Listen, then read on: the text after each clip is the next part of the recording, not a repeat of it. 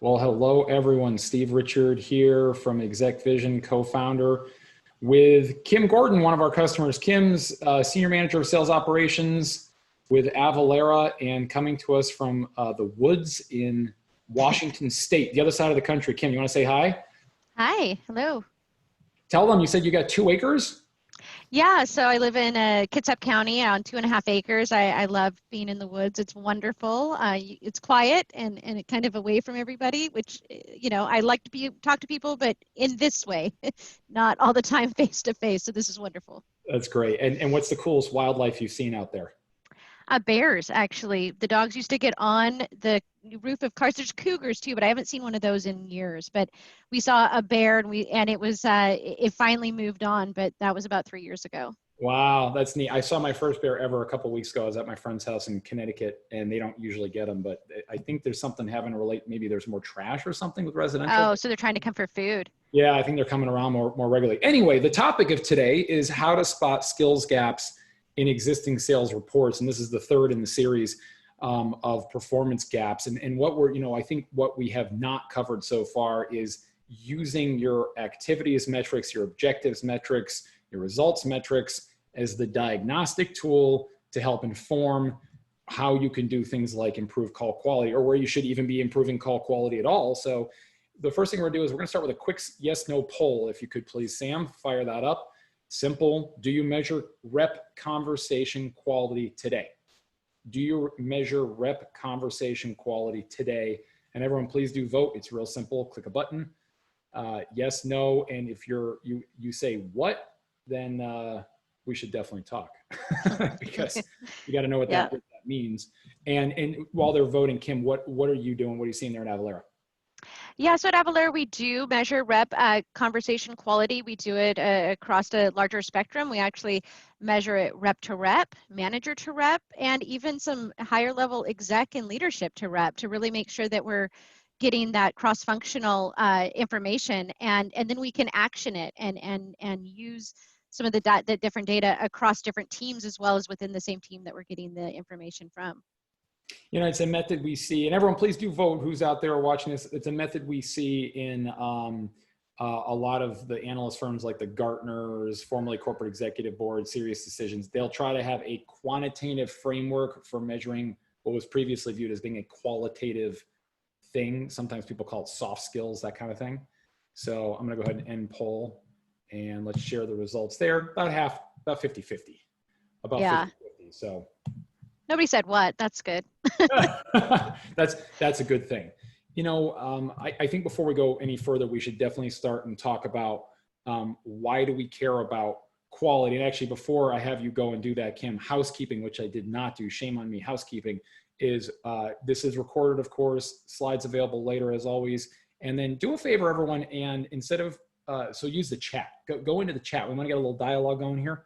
And what I would like to hear from you is actually going back to that last poll.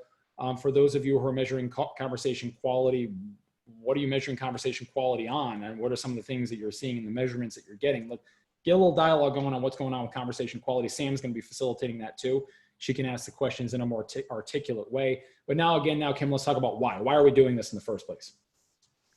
Yeah, so I mean, why care about quality? I think that the quality is really what leads to the outcome, whatever, that output that you want. And if you're going to define quality, you have to have a way to measure quality. And I know that, when I first started at Avalara, we defined quality in a much different way than we even define it now, because it changes, right? It changes each year based upon what you want to happen. And so we like to look at it in a bigger sense and then a smaller sense to see, is the types of conversations that we are having, are they producing the outcome that we want, and is the quality good? Are we forcing people into something, or are we stepping back and really trying to actually have a conversation? And so I think that if we care about, I think another side of it, and if I might be rambling, but another side is if you care about quality, your reps actually feel that you care about them more because you're more interactive with them. And I think at first it becomes scary when you start having those quality conversations, but then it becomes the norm. And so I think it helps, it just kind of completes a circle. Those are all great, and some of those are quite measurable. You can certainly measure reps satisfaction, and you can measure whether or not they're being career path, and you can certainly measure their success if you're dealing with a team of ADRs, LDRs, BDRs, SDRs, that kind of a person. Then they're probably going to be measured on some kind of appointments occurring, or opportunity creation, or maybe opportunities at a certain stage. If Right. it's quota carrying folks, it's different. What's the measurement that you use there, Kim? Yeah, so at Avalara, we measure people on appointments booked and opportunities created. And so that's really, and then we want to make sure that those appointments are kept. So we kind of do both. We create the appointment and create the opportunity. But then we do have a process that will it's called like a no-show process. So if we do happen to book a bad appointment, then we go listen to the recording, we go review, and we try to rebook or we train. It's definitely used as a coaching experience if that needs to happen. But really, yeah, it is opportunities and appointments booked for us. And a lot of people are not going to be, a lot of people are going to be in a quota carrying environment, in which case things like making sure that the right product mix is being sold. We have a lot of customers, a lot of companies. Yeah. Are you doing anything like that? Maybe Yeah, definitely. So I should expand a little bit more actually. So we watch ops and appointments booked. That is something that we're definitely tracking. And then when that an opportunity makes it to a certain stage is where we are, that's where our quota lives. But we kind of have different levels of quota. And then we also watch and we try to hit certain metrics within different business units to ensure that, because we do have a lot of different products and a lot of different, options out there. And we expect so many of our opportunities to come from these different, areas. And so we're watching that, and we have to be able to identify what conversation we should have with a prospect based upon the type of business they have, what they did, and then of course what the prospect wants. And so that's something with reps that we really have to watch for and make sure that they are changing up their conversation based upon all of those different factors, because we want to make sure that our goals are met in those different areas as well. And simply offering a product is one that we see again and again and again. It's just like you roll out the new product or the new offering, or maybe it's an offering for a specific vertical. You train everybody on it, you certify them, and then a few weeks later, they're not doing it. And it's the head scratching scenario for executives and for people in sales operations and enablement like yourself. It's like, didn't we go over this? And I'm sure it really is. Right. Yeah, I found that what I've seen too is that people get just so stuck in their groove, because if something works and then you have this new offer, it's almost like they get on the phone and it could be right in front of them, but they still just go into their normal spiel. And so it's really changing that behavior. And how you change that behavior, I think, is just by talking about it more and coaching on it and digging, finding out what they're doing. And then when somebody has that win, then it spreads. It's when somebody gets that, oh my gosh, I said, and I see it in our Slack channels all the time, I said blah, blah, blah, blah, blah, and it worked. Then the next person does it, the next person does it, the next person does it. And that's I think how, because you can train on it all day long, but somebody has to experience it for the result to be there. Yeah, and it's something that we measure within our own ExecVision account. Funny enough, is if we have new marketing messaging or new product. One that comes to mind is one of our features is called Smart Alerts. And Smart Alerts it was feedback from people like you, Kim, that were saying, yeah, hey, I want you to automatically surface coachable moments. But when we launched it, nobody was talking about it. The CSMs weren't talking about it. The reps weren't talking about it. So I set a Smart Alerts for all the calls where they should be saying Smart Alerts and they're not. awesome. And I started tracking that on the trending over time. And it's one of those things where it's like, if you focus on it as an organization, it gets better. I mean, all of a sudden I started seeing the trend line go up. All of a sudden I started hearing them say it in the conversations, and the Smart Alerts were not firing. When they were firing, that was bad. And when they stopped firing, I'm like, mission accomplished. You know what I mean? Yeah. Well, when I mean, just on that, I remember when we heard about Smart Alerts, and I think I was busy, and then it was brought up again and again. I'm like, okay, let's set a meeting. And then I shared some of the information with one of the other leadership team, and that's actually how the Smart Alerts are what actually got this next team to join, because they're like, I can do what on this, because his team is a little split differently. And so when we got them set up, that was the first thing he wanted to do because of the conversations that we had. And I repeated it, and I think it was even in a different meeting. I'm like, well, you can do that with this. And it led to, us getting him set up. And he's the one that I see Smart Alerts fire for all the time because of the way we have it set up. It's pretty neat. And that's hopefully how it's designed to work for everybody else. And for folks that are out there listening to this is like, you have, and there's a book called Cracking the Sales Management Code. I've referenced it before. They talk about results. You can't directly control results. Objectives you can kind of control, but then activities you can absolutely control. There's direct path between, like, I can directly control activities, and if I do that, then it will turn into the results. In this particular case, the thing that we were directly controlling is the fact that we're even talking about the feature, and then that eventually turned into a result, which was an additional upsell for the for the CSM, which I think cross-sell, upsell. I think it's upsell. I can't remember. Upsell. So with that, let's transition and talk about, everyone's got a ton of CRM data. The majority of people that are watching this uses CRM of some flavor. We're pulling real reports, thanks to Sam pulled these real reports. The reality that we see is that, people have had CRM data forever. Sometimes they don't think they're measuring the right thing. They're not quite sure. But I think the more important thing is, how do they then take what they're seeing in the data and use that information to improve performance? And the metaphor I use is, it's like if you're going to, you have a sprinter. And if you're the coach of a sprinter, why do you have a stopwatch? Why are you measuring the sprinter? And the answer is, of course, to see if we can change something about the way that they initially get into the blocks or come off the blocks or move their arms or whatever, to go faster, to eventually get to a point where they keep going faster and faster and faster. We measure things to improve performance. So with that lens, that's kind of the lens that we want to be looking at the rest of these slides with.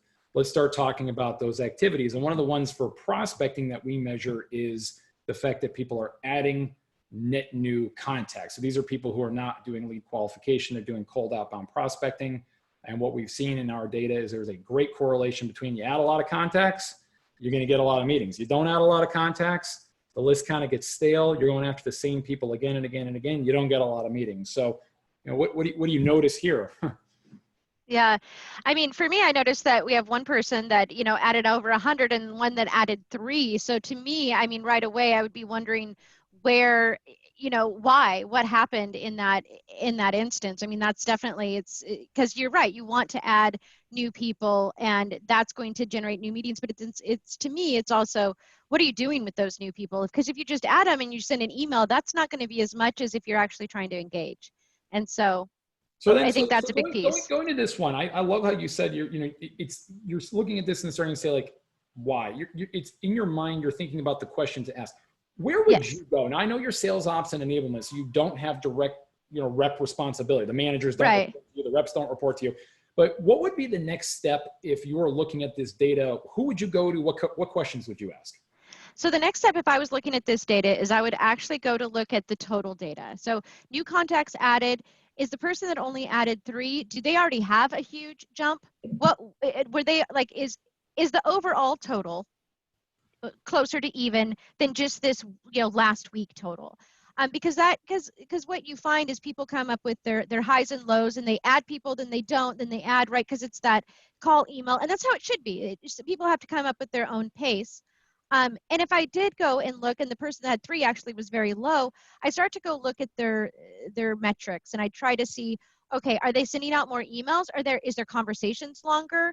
Or is it really, are they not finding people? Do they not have the tools they need? That's another big thing. If I went and they're like, well, I don't ever use Zoom Info, that's an issue on me, to be honest. I would be like, well, wait, hold on. You need this data. So it'd be digging in. I mean, that's where I would start to dig in to see what's going on, what the next step is. And then on the other side, with the person with 100, I'd also start looking at, okay, are you adding 100 each week, and is it working? Like, is that too many?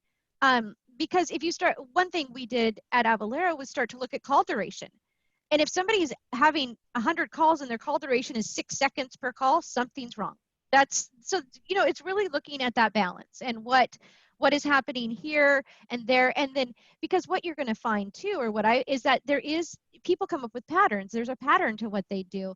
And so top performers work differently than, maybe your B performers, and that's okay. But knowing what that is, so you can help them to just enable that and get, to have repeatable or even better months is that's what I want to do. I want to help streamline and automate for them is my big piece. So being in operations and enablement and not having the reps to kind of eventually report to you, do you, I'm just kind of curious as to your own habits. I don't know. This is not a loaded question. Do you go to the reps directly? Do you go to their managers as the next step? So for me, we have a training manager and we have team leads. So, and I work closely with on the sales development side. And so I work with them. I might go directly to the manager, but usually I work with the senior team trainer, because we do because I see things, you're right, I see things on the big level, like, oh wow, I noticed that we still have 100 webinar things, records. What are we doing? Like, I noticed that, and then we dig in. And so I'm trying to just help to find out the why, so then they can action on the what. What do we need to do? And but usually I don't go down to rep level unless there is a pretty specific need. And usually it means that we're going to go rep level for everybody. Like, I might do high level trainings of a new technology or a way to use a new tool. And then after that, it's our training manager and our coaches that are going to be the ones that continue that kind of training and conversation. That's great. And I like what you said before about the idea is the way you're looking at it is you're trying to make it be more self-service. Yes. So ultimately the reps and managers can look at and interpret their own data, or maybe they can get automated alerts or some kind of notifications or something that will allow them to self-correct and adjust, as opposed to always having to be in their face about it, right? And that's a great point. So one thing that I love reports and I love dashboards and I love data. Not a lot of people like all that. It's not for everybody. And what I've found is that I can make reports and dashboards and I can pull Excel sheets and I can, for days. And if nobody's looking at it, it doesn't matter. It just doesn't matter. And so what I have moved towards is I get on the phone with the sales managers. In fact, every other week I do a reporting meeting. And I want to know, what do you want to see? And let's build it. Let me show you how, if it's or let me just show you what I'm doing, because if people can understand what, and we can dig in together, then they're more likely to use it. And that actually it's been really helpful recently, because they understand some of the reporting too. So they're like, oh, hey, can we do this? And it leads them to the next idea. Or if they see something, I have what's called a key metrics to try to watch different things like this, right? And if they see it, they're like, hey, Kim and they're coming to me before I go to them now on some things. So that's pretty, it's enabling for me, to be honest. Teach a person to fish for a lifetime, and that's one thing that I have observed before is a lot of times, people actually, I kind of perform the role of sales operations for ExecVision because we don't have a dedicated person. I wish. And what will happen is people will come to me looking for me to help to generate the report, but they'll want me to just do it. And I'll say, hey, look, I'll do a report. I'll do any report you want, as long as I can figure out how to do it. If not, I got to escalate it to somebody who's a contractor who's better than me. I said, however, my rule is if you want a report, I'm doing it with you, because inevitably, and I want to do it in real time. And now, not in the same office, I do it on a Zoom, because as I'm building that report, you're going to want to tweak and change things. And I also want to teach you how to build it yourself and learn. So usually I'll actually flip it around. I'll have them build the report with my kind of tutorial and guidance. And then I'm like, is this answering the question you're trying to answer? And if the answer is no, then what are you not seeing here that you need? Well, they're like, well, I need lead source too. Do you know how to do that? No. Okay, well then let me teach you how to do that. In the future, because the reality is there's infinite number of reports that people are going to need. So I want to enable them, empower them to be able to make their own. How to make. You got it. So and I love that. It also leads to more questions too. Like, you do that and they're like, oh, well, what about this? And then you're like, yeah, you can, and yeah, I think that's really, really neat.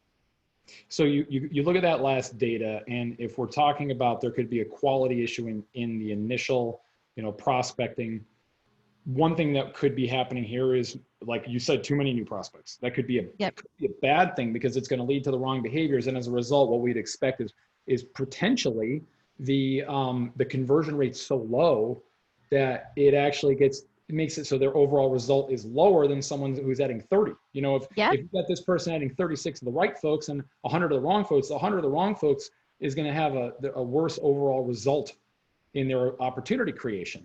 Yeah, very true. It could be, depending on the qualification, it could be that this is going to be an indicator or a signal of potentially not being able to do the right amount of qualification.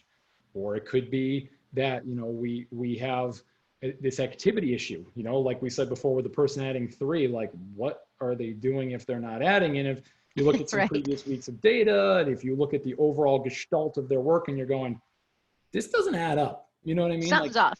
something's off, right? Yep.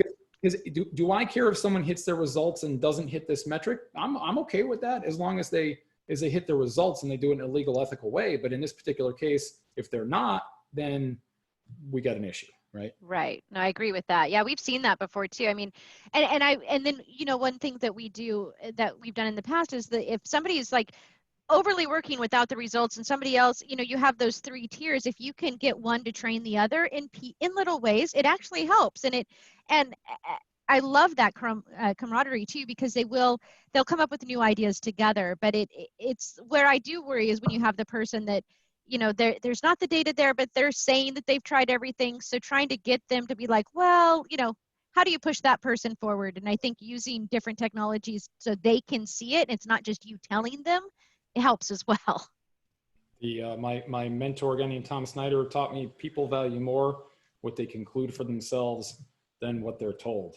And You got it. I agree. When they see it, there's no kind of bigger one that I've seen, Kim, you've probably seen this too, is when people are looking at a call in ExecVision and they select filler words and they go, do I really say kinda that much? And you don't even have to say anything. You kind of go, sometimes I joke and I go, kinda, yeah, kinda. We've seen that too. Yeah, that it is funny. I agree. Like the look on their face is like, whoa. And we had one person that said, and he kind of knew, and everybody says, but it was like every third word. And when he pulled the data and then listened, he, obviously he was a little self-conscious, but he made a change too. That was the great part about it, is that he actively worked. We did a few coachings and such, and worked and got it to where he was doing some presentations and helping with some of our monthly trainings and other things. So because of that, so even though it was a little like at the beginning, it made a difference, which was great. It's great. It's great. So classic dial report, number of calls. I like to use the term dials instead of calls, because something about calls makes people feel kind of, I don't know, like, oh, I have to make 20 calls today. It seems very formal. Something about the dials for me, it's like a lot of times the purpose of a dial is just to gather information. I mean, you can dial the phone and have really good things happening, even if you're not talking to decision makers. But anyway, I digress. If the goal is 100 a week, and we're seeing again a pretty big gap, a pretty big disparity between the top and the bottom, what's the first thing you're starting to think? What are some of the questions you're starting to ask here? Yeah, so for me, I guess I'm asking, what is the difference? What did the person that was at the bottom, was there more prospecting? Was there more outbound dials? If they're on the inbound side, was there more inbound calls, and I know different companies are set up differently. Our inbound team works both inbound calls and chats, as well as like a new response. So trying to see what is happening there. Obviously, was there time off or anything like that? For the people that, again, I do go to call duration. We use that one a lot to see, okay, you're making a whole bunch of calls, but what are the, before you even go to a recording or anything, just what was the duration? And if and if you're just calling and leaving a quick voicemail or ghost calling people over and over, that doesn't do much. I mean, yeah, the person could call you back, but you really want to try to push through those gatekeepers and get the person on the phone. So just doing dials isn't just enough. And then in the people that are in the middle, you can see there's like 3 that are pretty close. Why is that? And are they top performers? And does that usually produce? I mean, if you look back a month over month and see that, hey, if you make, I do reporting to say, here's how many dials to an op it takes. Here's how many for each person, even we go down that much. And if their average is right, then then usually they're on track, and we just, look at some of the other data points. But if their average starts to falter, then I think getting that information and talking to them and trying to find out why is really going to help. Hey, you usually have to make 30 calls to get an op, and you're only averaging 20. What's going on? And looking at if maybe their duration's gone up, maybe something else has changed, but I think you have to dig in at that point. Yeah, and then you'll see these are going to work together, you know. So part of what we Yeah, want to be able to do is understand, okay, well, if that's their dial number, how many contacts have they added? Um, exactly. and and now this, you know, you take this as just sort of the number of raw dials. Now this is looking at that same data set, but now we're adding the ability to separate it out based on dispositions. Now dispositions are Yep. self-generated. There are many technologies that allow you to do dispositions. If you are not using one of these, they're usually called either dialers or sales acceleration or sales engagement technologies. If you're not using one of these, I really would recommend you do it. Just simply the fact that every call, every dial is automatically being logged and gives you the opportunity to have a disposition, even though that's human generated disposition information. In other words, the rep makes a call, the rep dispositions the call. It's a whole hell of a lot better than just this. You know what I mean? Yeah, Like that's not giving me, this give me a whole lot more. So now you're kind of looking at this for the first time, right? Or maybe the second time we've prepared. right. What are some things that you start to see and observe in this? It's a little bit more difficult to interpret some of the other ones we saw. Yeah, so you're right, right? You see, so if I'm looking at the colors, I see that the person who made a ton of calls has a very high percentage of no answer, no voicemail, which tells that he was just powering through. And I see though that some of the people in the middle, it's a little different. We have one where they left a voicemail, and then another where they didn't leave a voicemail. I'd love to see what the outcome, like did they get more calls back? That's where I instantly go is did somebody call back? Were they was the voicemail they left engaging enough to? And that's hard right now to create an engaging voicemail. There are some reps that can still do it. You know, their phone voice, their conversational voice, it works. And so digging into that data. And then, you know, the conversations, you can also see that connected, no conversation. I'm not sure. I think that I'm not sure exactly what that means. Do they connect with somebody and just That didn't have means, the full conversation? yeah, this is a disposition that we use, and we actually recommend it. A lot of people like it, which is basically like, let's say I'm cold calling you, Kim, and you answer the phone. I say, you have a quick moment. You say, nope, I got to run to a meeting. Ah, got it. So Okay. Yeah. we did That's have a connect, interesting. but there was no conversation that ensued. You know what I mean?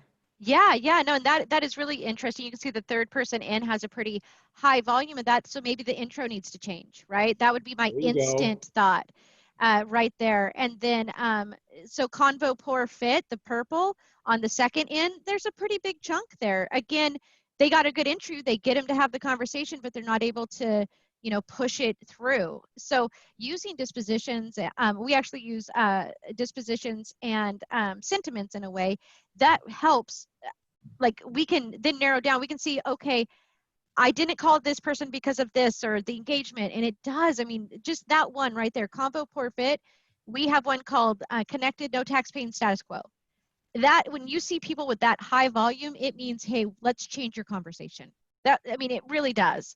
And then you can dig in, you can listen to the recordings, you can, I mean, having dispositions, you can bring those into ExecVision and you can sort by them, which we love, which is great. So you can then say, oh, well, hey, look, it looks like you connected and here was the outcome. And we have different dispositions that are based upon like our nurture reasons. So we can tell, oh, hey, you've had a lot of conversations where you said they just didn't have budget. Maybe we need to change your conversation there. And that I think that is very empowering to a rep. It's great. It's great. You know, we see this question here now. Who do you coach? Who do you coach? And I'll give you kind of my analysis from the beginning here. So in the beginning, in the person with the most amount of dials, what we're not seeing, in the colors of blue are a little hard here, but if you look at the blue that's a little bit darker, what I'm Yep. seeing there is not there. So what that means is the person who's doing the most dialing Yeah. activity is not the one generating the most appointments. Actually, it looks like that they're only number 3 in terms of Yeah. appointments generated. So that to me indicates that we got to start digging in there, because we might have in the world of the the SDR, BDR, LDR, we describe them as either being cowboys, librarians, or sniper shooters. Cowboys shoot from the hip, ask questions later, no research, don't really know who they're calling, don't really know why they're calling. They're just calling a lot of people and pitching them the same script. Librarians, a lot of research, not a lot of activity. I shouldn't say, pretty low activity. Hard to get your numbers that way also. Yeah. Sniper shooters are the ones that are in between. It's less activity than the top, but they get better results. So right off the bat, I look at the second bar and my mind instantly goes to, that dark blue bar is looking pretty good. Yep. my hunch is this person looks like that's more than 10. So that looks like a solid number of appointments relative to the dials. And also notice they're leaving a lot more voicemails. So right off the bat, I'm starting to say, we should probably have the team look at this and then from this say, we got to start leaving more voicemails. It can't hurt. I mean, you're already calling them anyway. I mean, don't get me wrong, ghost dials are fine, but we know the data shows that you want to be leaving 2 to 3 voicemails per 30-day period. And it looks like the other people are not doing that as consistently. So it looks like we have more of a sniper shooter in the second bar in. You know what I mean? And then, like you said a minute ago, you go to the third bar, and right off the bat, what jumps off at us is the whole connect, no conversation. And then also the yellow bar, which is referrals. So this individual is like you said, probably the beginning of the call needs the coaching. So let's go listen to the beginning of that call and figure out what's going on. And also they're getting a lot of referrals, which is a good and a bad thing. It's good because that means people are saying them. The prospects are telling them the name. Good. Bad is, well, maybe if we taught them how to be better at targeting in the first place and finding the right contact in the first place, and maybe using a LinkedIn, a Zoom info, that kind of thing in the first place, they wouldn't have to get as many referrals, and hence they could have less effort produce more results. They'll be more like a sniper shooter along the way. Yeah, I think that, that conversion, it's like that third bar, I see where that person needs the coaching. Like they can get it, they can get the referral, but it's just that, it's that 2-minute in, right? To where it's, well, hey, let's talk about, or whatever his transition or her transition is, needs to change up a bit. And probably leaving more voicemails, changing up the transition could probably improve the meeting scheduled by quite a few, I would think. Absolutely. I mean, you see what's possible with the person who has bar number 2. And you can kind of see that across all this. I'm not seeing nearly as much of that kind of darker blue color that I want to see. So that leads me to believe that we've got a really good opportunity here to do more with less work. It's all about burning fewer calories, getting a bigger result. Now, on the flip side, I'm going to go down to the low activity people. The bottom 2 low activity people, the data shows, this is data that our chief technology officer pulled. I've talked about this in former webinars. We do not want to do call coaching with them, or if we do, it's not nearly as much. And the reason being, we know that if you do call coaching for the lowest 25% of performers in terms of activity, so lowest 25% in terms of raw activity, their call quality doesn't get better, and that doesn't help them with activity level. So really, we got to be coaching them on a different thing. Yeah, agreed. Like just, hey, let's get your activity up. Let's meet 50, whatever, you do in your industry to get them to whatever level you feel is the daily goal, just getting them there. Because after they can start meeting that, then we don't even have enough data with the lower value, in my opinion, to like coach them, because there's nothing there to really see. And so, and again, it's just, you need them to produce to be able to get the data for that. You don't have coachable moments. So the conversation with them is very different. The conversation with them is going to be more along the lines of, okay, show them this data, like you said. Yeah. Ask them, okay, what do you see? And they're like, I know I'm the second to lowest person on the ladder in terms of my dials. Okay, and thank you for sharing that. That's helpful to understand. What do you want to do? Why are you doing this job? I mean, I'd go back to the very fundamental of like, what made you take this job in the first place? Why do you want to be trying to accomplish in your career? And then is there anything else that's going on that's distracting you? Are you finding it's challenging working from home? What can I do to assist in that? Because ultimately getting someone to just have the giddy up and the drive to do the activity level that they need to do to be successful in sales is the most vexing problem for the sales leaders, because because there's always an excuse, is what you find. Somebody's like, so if you can dig back past the excuses and, like you said, show them and get them to answer the real why, that's really, really empowering. I know one thing that I did on some of our dashboards, and this is kind of weird, is everybody stack ranks, right? I reverse stacked rank a lot of the data, and I put the lowest people on the top, and I did it for a reason in some of our, so that way they kind of were called out right from the beginning, and people didn't like to be on top in that way, because it showed, and it was in some of our call and email dashboards, and it wasn't to be mean, but it worked to, in one way, it was a way to help them increase their activity. And then because others saw it as well, and they didn't want to be up there because of the way that, in a lightning dashboard, you have to scroll down at sometimes. So they wanted to be on the bottom in some of the reporting. Yeah. How ironic. I like that. I've never heard of anybody doing that before. That's nice. It's a little bit of the name and shame, but A little bit, but it wasn't the whole thing. It was just one section, and nobody said anything either. I just did it, and then like, wait, that's and they just kind of naturally, of course, with other conversations and such from their manager, it wasn't like instant, but it just helped. It just was a little nudge. Yeah, yeah. So what we're looking at here? Well, you know what? Maybe we have an issue with things like if someone's making a lot of calls and not having a lot of conversations, like that top bar. Right. And really number 3 too kind of falls in that category. There's not as many as we'd like to see if you get rid of those voicemails, but versus person number 2, that all the colors above the brown are pretty significant. You know, the dial to connect right there is really good. The other ones, I'd like to ask person number 2, like what kind of voicemails they're leaving, and are they getting callbacks? That's to help with the team, you know, to help the others on the team maybe do that. I'm running a search in ExecVision. Show me all this caller. Show me all the voicemails. Let's go listen to them. Something's got it. We got to figure it out, right? Yeah, I love to let the other reps listen to those too, and because we do.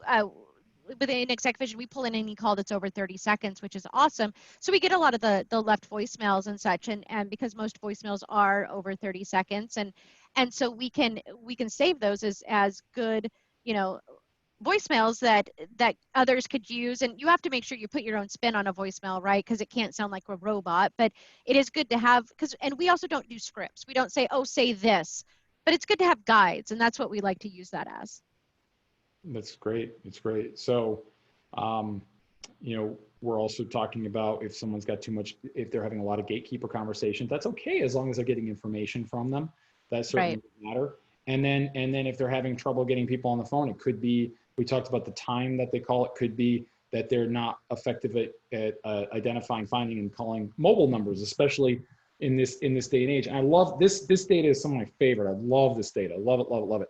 This comes from an outsourced appointment setting business that I founded. Is called Vorsight. And at Vorsight, they've got about 25 sales development reps for hire. They're like kind of hired guns. And they're usually used on a supplemental basis by their clients. And the thing I like about that is they call a lot of different types of executives in different functional areas. You know, one client campaign they call a CFO, another one it's a general counsel, another one it's a VP of marketing, another one it's a VP of sales. So you're getting a nice representative data set across all different personas. You can also then slice it or dice it based on a specific function that they're calling in the company. So what I did here is I did a quick poll of all of the calls in the last 75 days.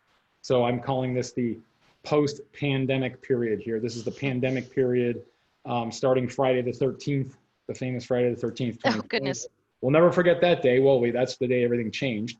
And what we're seeing here is pretty interesting. And there's some sort of interesting things. What kind of jumps out at you as you're looking at this data for the first time?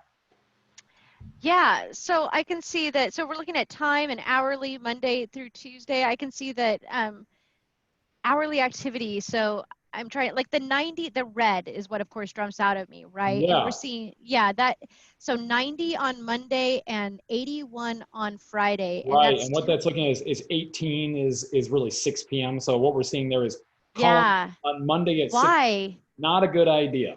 Yeah, I mean, I'm like, wait, why shouldn't you, like, if that was reversed and that was up at like 9 a.m. or 8 a.m., whether it's Pacific or Eastern time, you're still, you're hitting right when people walk in the door, or lunchtime at 8, 9, between the two coasts. And so that would be my first question is why? I mean, now here's another little bit of a question here, because some of these time blocks, the data won't be that great because there's not a big enough sample size.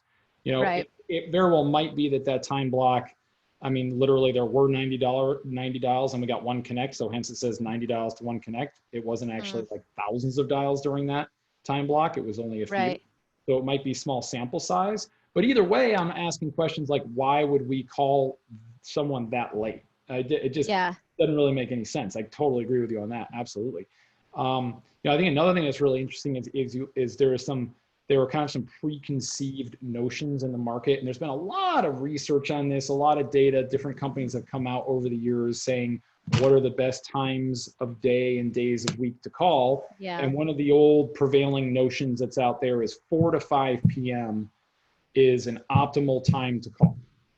And actually, this is saying, if you look at that line, that's the line starting 16, that's 35 dials per connect at 4 p.m., which is, it's okay, but it's far from the best of time of the day. Yeah, I mean, the up at 8 a.m. there, that looks very promising, right? That's pretty 13 dials to connect. That's seems like, and I think that people have a notion too that they think that, oh, if I call 8 o'clock Eastern time, they're not going to answer the phone. And I think people, especially right now, get away from that. People are actually starting work earlier.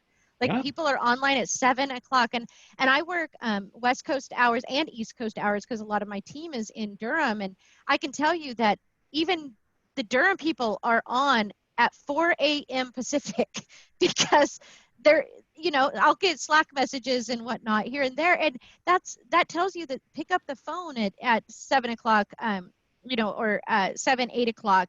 And you'll be, if you don't, you're going to leave a voicemail and then it's the first thing they see in the morning. So I don't think it's a bad thing either way, as long as you're calling a business. Now, if you're calling mobile, probably don't call at 6 in the morning and such, but most of the numbers we're getting are business phone numbers. And I think just kind of shifting your mindset on that. And of course, still dial out it. Do power hours at different time and see what works. Use technologies like this too to change it up and do a power hour is what I know we've done those in the past and they do help. Yeah, and the thing with this is you need to suspend your judgment. Yeah. Suspend your judgment, and instead you have to be objective and you have to test. Because in the beginning of the pandemic, if we had told people, all right, everyone, moving forward, we want you to get on the phone at 8 a.m. and we want you to dial at 8 a.m. People would have gone, oh, I don't know. I mean, this is a scary time. There's all these layoffs. The stock market crashed. I don't know if it's a good idea to call people first thing in the morning. Maybe they're grumpy, but that's head trash. I mean, really, It really is. That's not informed by anything other than my gut feel. And especially when you're dealing with this kind of a sales effort, the gut feel is the ultimate enemy, because guess what? The people who call on Monday morning from 8 to 9 a.m. are getting rewarded at a disproportionate rate. 13 dials to a connect? Really? That's insane.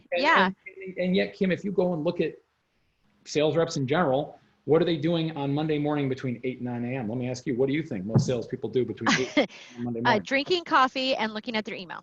I think that's, and I think you're right. I think what you said just a minute ago is that head garbage. That's probably the hardest thing to get. You have to, and again, it has to, like the rep has to learn it themselves, but how do you get them over making a phone call at a different hour? And showing them data does, for some people, say, oh, well, I'll try it, but it's almost sometimes like you have to force them, then get the success, so that way they know that, no, you're telling the truth, because you can show it in this data. But people can always have an excuse. They can always say, well, but I'm on the East Coast and I don't want to call somebody in the Pacific time zone. Even though you have all kinds of technologies that can sort by time zone and sort by this, they still just have that in their head. So you have to get them to change it up and actually make the dial. And I think that's one of the hardest things to do, but the data shows it. Yeah, and this is where you see the top reps, they will adjust. So yeah, oh yeah, they make different. They look at their data and then they just. That's what the top reps in our at Avalara do. You can see it. You can, and then they'll. I do think too that getting your top reps to share their strategy helps, because that other reps are looking at all of that, and it has to be done in such a way that the top reps don't come across as kind of showy or not. But if they're like, yeah, hey, I just dialed, I did this and it worked, others start to follow, because if managers say it doesn't always work. Yep. So simple things you can do. I think most people watching this are sales managers, sales leaders. Simple thing you can do. One, you got to start tracking. I mean, because this data is not Shangri-La. I mean, this is not like the be all and end all data for everything. This is a data set. There's a lot of data points in here. There are thousands and thousands of dials in this report, so I feel pretty good showing it to you. Some of the cells are going to be not quite right because I said the sample size is not big enough. If you're not measuring this, you should be. I mean, why would I want to make phone calls? And you see it. I mean, people do this. You should be checking your email. Here's the second thing you should do is coach people up on when and how to spend their time. Yeah. 10 a.m. to noon is showing to be not a great time to make calls. 8 a.m. to 10 a.m. is. Invert what the people are doing. You got it. Yeah, I mean, check your email at 10 a.m. and make the calls at 8 a.m. If you just simply invert what you're doing, your dial to connect rate significantly lower, meaning you're going to have more conversations, you're going to get more appointments, you're going to get more of what you're looking for with fewer calories burned. Why wouldn't you do that? Why would it? Yeah. No, I agree. I agree. And just change. And I think getting reps to just mix it up too. One things that we train with our ADR side is, it does depend on what time zone, what coast you're on, of course, but your daily routine, it should change daily in a way. Like Monday shouldn't be the same as Tuesday because Mondays are different than Fridays. And so you want to change, you want to kind of change it up each day.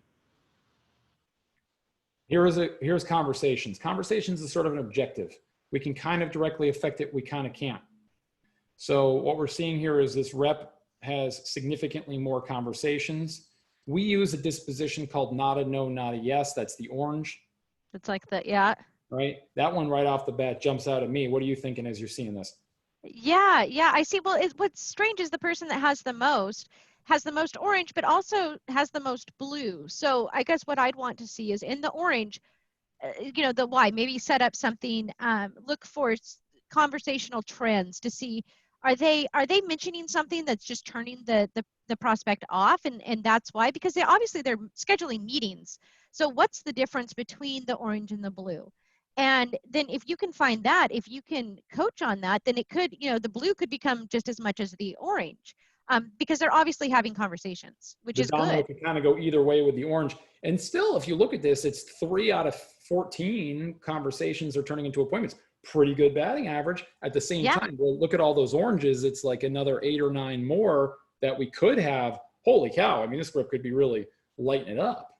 Yeah, because that's a lot. I mean, actually getting somebody, as we all know, just to actually have a conversation is hard. So where is the tipping point? And that, I think that is a big piece.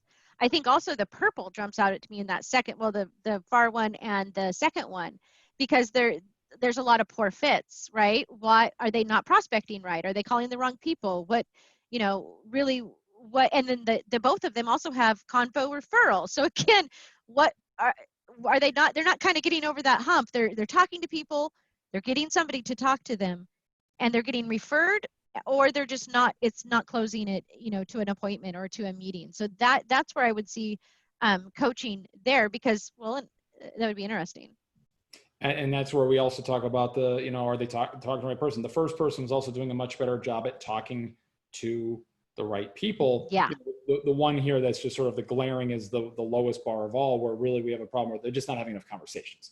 Again, we've already talked about how to handle that. So now when we're drilling in, first of all, we might want to set a smart alert for the top person to understand what they're doing differently. Agreed. Some of the things we've got going on, and surface some good examples. And then call coaching can really have a big impact there. Call coaching can probably have a decent impact with the middle 2 bars, because they are having some conversations. And like you said, it looks like it's a targeting issue.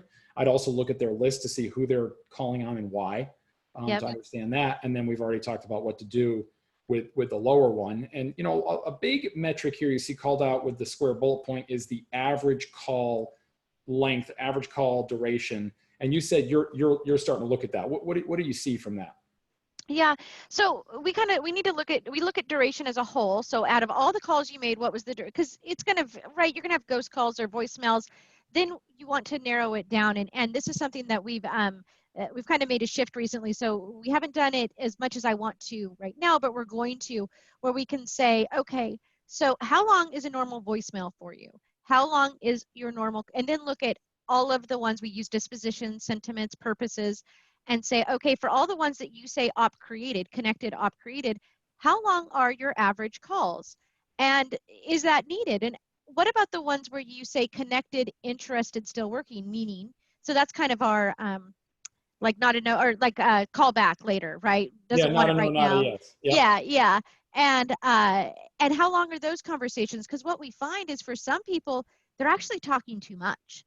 And using the data in ExecVision helps us just an insane amount, because they can tell that you can see the trends, which is very insightful for a person. And sometimes, and I do this too, I think we all do, if you just kind of get on a roll and ramble, then you lose interest of your prospect, and you can't bring it back. And so they're just, at the end of it, they're like, well, call me in a month. So it's how do you, fit what you need to it and know when to say, oh, hey, let's schedule that call. Is Friday at 2 good? That kind of thing. It's really knowing that information. So we use the durations to help, to see that and to look for trends with the voicemails and then actual conversations based upon was an opportunity created or not. I was doing the analysis for the customer the other day, and what we found was the top average call duration reps were not the top performers. It was the next tier. Yes. It was the tier right below that were the top performers. Yeah, that, last time I haven't done that analysis recently, but I do remember looking at it about 6 months ago, and the people that talked the most, actually, they weren't the lowest, but they definitely weren't the highest. Because their activity was also lower. They weren't adding as many new prospects, and their conversations were about 3 to 5 minutes longer than the next one. Yep. And so it was just a lot of unneeded conversation is really what it came down to. Yeah. Yeah. And now to kind of summarize what this chart says, because we're getting against time here. If you look at rep X, rep Z, I know you and I can talk about this stuff all day. It's fun. Rep X versus rep Z, you look at it and say, well, who's the better rep? Well, in the case of rep X, it's roughly 80 dials to get an appointment. In the case of rep Z, it's over 100 dials to get an appointment. So when you look at this, kind of broadly, you would initially say, well, it's the one who got the most appointments, rep Z. Yeah. That is one measure of it. At the same time, rep Z might be going through, let's say it's an inbound lead driven model. I think they're burning records. They're burning records. Exactly. They're burning through a lot of leads to get those appointments. You know what I mean? But then rep Y, look at that. Now they're only 83 dials to get 4 meetings. Yeah. They're burning through way less. We're talking 20 dials for an appointment, and they only got 2 no's, and they got 6 not a yes, not a no's. And then other than that, they're just really, really, really focused. Yep. So Yeah. So Y, I agree. I totally agree. I think Y is definitely where, they have the balance, and it's about that balance to make sure that you're finding new reps, or even if it's an inbound model, we find where people, they make assumptions based upon just the record, and they might not do the research. You've got to do a little bit of research. And I don't mean like tons. I just mean, look at the website, look at LinkedIn, use Zoom info, and then make the call, and don't just nurture it out because you think it's bad right away. You need to go through a whole cycle, a whole cadence or sequence or whatever you want to call it, to make sure you're giving that record its due diligence. Rep Z is definitely your cowboy, and rep Y Yes. is your sniper shooter. X is kind of a librarian, kind of not. I'm not seeing as much results, but probably a librarian. So rep X is more the librarian. So this is how you use the data, and then you interpret the data. And then of course, what it always going to come down to is the financials and looking at your deals. You know what I mean? So if you look at here's, what do you notice in this right off the bat? Yeah, what I notice is, the qualification, right? We have a lot of blue sitting there, just a 1 point. Yeah, that's a lot of blue. So are we having the right conversation? Are we just making ops to make ops, or deals, or is there really a need? And that's, I think, one thing that I know on the sales development side that you struggle with, because you have a list of qualifications, but if the person doesn't fit it, then don't make the op. It's just not, it's not needed. Like, you can call them back later, or maybe when their business gets larger, but you're doing them just as much of a service as you're doing the business. And I think that's something that you have to find and coach on quite well, by using all of this data to say, hey, you made this many appointments, and here's what the conversion rate was, but it looks like a lot of them fell out at this stage, and here's why. What can we do to change your why is that? And it could be just that they're not talking about all the products enough. It could be that they have a misunderstanding about a product. So getting that shift can actually help really with the deals, I would think. It could be that they don't have the most appropriate next step for the buyer. The buyer is kind of like, wow, Yeah. That's really interesting. And, we do have, not an immediate need, but we have kind of a need. And let me see if I can float this by some people internally, and we'll get back to you. One of those, Yeah. or maybe it's that the salesperson's not just simply ending the call with who else besides you, who else is involved in making this decision. That's a big piece.